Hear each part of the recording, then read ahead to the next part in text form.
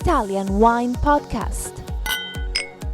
Chin Chin with Italian wine people.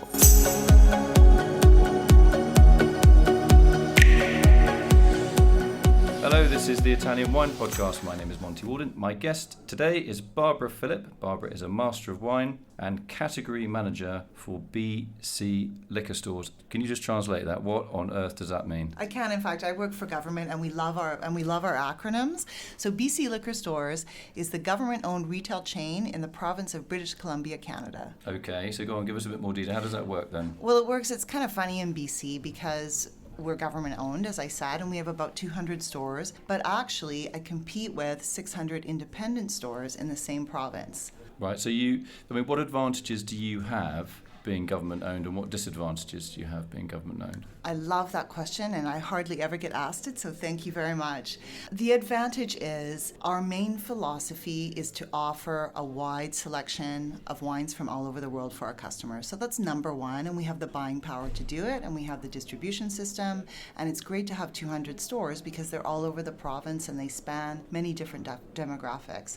I would say a downside is that it's government, so we have certain restrictions, certain freedoms that the private sector enjoys where we don't. Such as?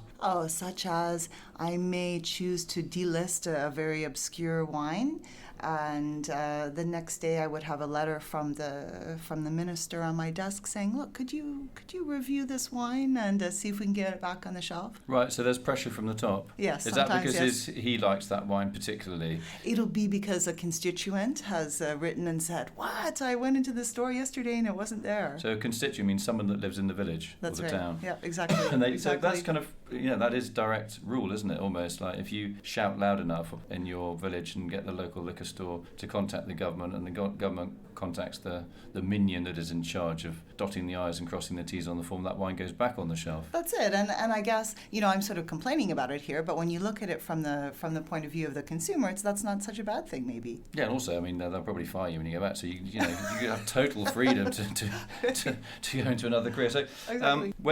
Did you grow up with wine? You obviously becoming an MW means that you must either have, or both, academic ability and passion. Which is most important for you, the passion or the fact that you're a bit of a brainy person? I'm passionate about pH. I'm passionate about... pH? Well, yeah, I'm passionate about pH. Don't ever go on a dating app, ever. What do I like? Like people say food, long walks, that kind of stuff, going to the movies, pH. I know. Well, I don't think there's no worries about me going on a dating app anytime soon.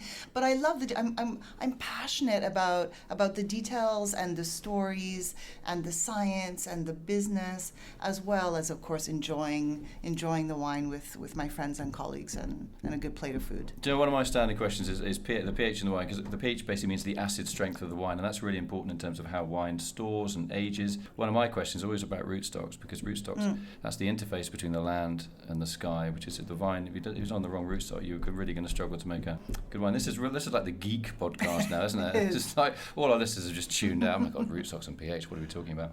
So at home, when you have friends coming round, what is the worst thing that they could say about a wine that you put on the table, and what is the best thing that they could say? Okay, let's start with the best, because that's what I'm always hoping for. The best thing they could say is, "This is refreshing, it hits the spot." We all want to be refreshed by it. I think the worst thing they could say is, "Yeah, I used to like this producer, but I've moved on." Something like that. So what are the current trends now in Canada in general, not just your government monopoly side, but in general? What are people drinking and what's hot? People are drinking, while they're drinking more and more of a diverse selection, so sometimes it's hard to pin it down, but definitely European wines are very strong, France and Italy, and it's the classics. Every once in a while somebody will go outside of the classics to try something new, and I love that, and we always have it ready for them. But it's really, it's like they're rediscovering something like Chianti Classico. It's very, very interesting. Sparkling wine is hot. Rosé, like everywhere else. Dry rosé, which in Canada is a fairly new concept for us, and people are buying it. We can't keep it, and that's across all provinces. So when you say dry rosé, do you mean something that is bone dry or with a little bit of sweetness? You mean by the text sheet or on the palate? On the palate. On the palate, dry.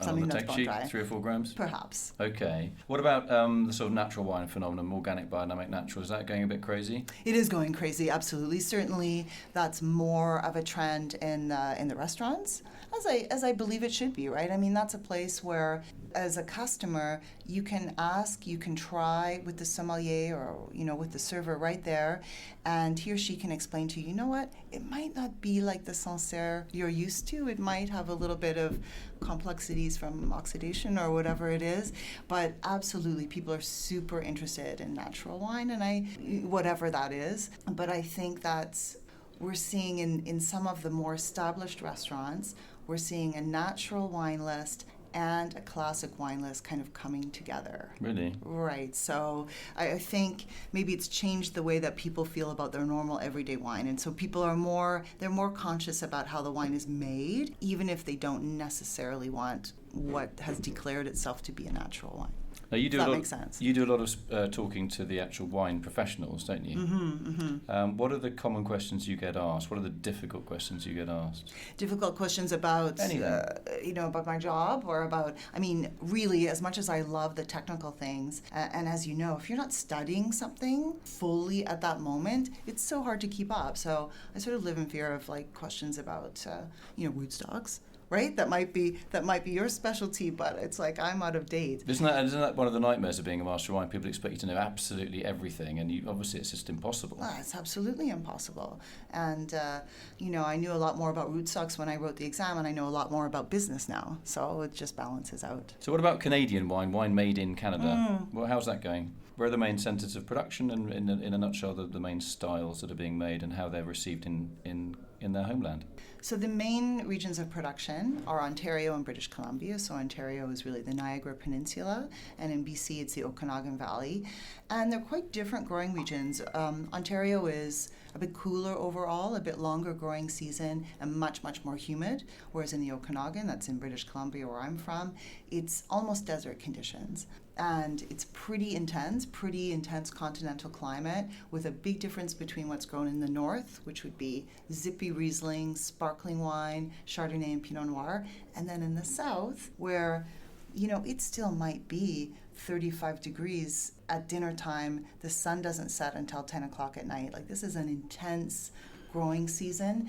Syrah, there are people planting Grenache, Counoise, Merlot. Grenache in Canada, that's amazing, isn't it? It is amazing. It wasn't me that planted it, but there's this rampant sense of experimentation, which is so lovely, right? So we have lots of reds. I think there are over 80 different grape varieties that are planted in BC. And Ontario, really when I think of Ontario, I think of Riesling as being their signature, some great Pinot Noir as well. Gamay on the increase in both provinces, and I love it. There's Bella Wines that makes great sparkling wine from Gamay that is so interesting. And Gamay, for some reason in the Okanagan, seems to be able to maintain its freshness, whether it's grown in the north or the south. So it's small plantings now, but people are talking about it, and the plantings are increasing. So I'm looking forward to seeing more Gamay in, say, 5 years. Cool. So I want to say thanks to my guest today, Barbara Phillip, Master of Wine, Category Manager for BC Liquor Stores in Canada. Really nice to see you. A pleasure. And we'd love to come and see you in Canada sometime and check out the Italian varieties that are being grown. Is that becoming a bit popular or not, or is it still experimental? It's still experimental with some interesting results, but still experimental. From Dolcetto, Nebbiolo, anything like that? Oh, there's Nebbiolo, but there was one plot of Nebbiolo in the south, but it never went through Veraison. Right, okay, so that was a non-starter, wasn't it? That was a non-starter. Some Sangiovese that's not doing badly. Really? Yeah. Interesting. You know I live in Brunello, don't you? Mm-hmm. Yeah. Mm-hmm. Okay, I just want to say thanks to my guest today, Barbara Phillip, Master of Wine, Category Manager for BC Liquor Stores in Canada. Great to talk to you. Thanks, Monty. Thanks for coming in. My pleasure. Follow Italian Wine Podcast on Facebook and Instagram.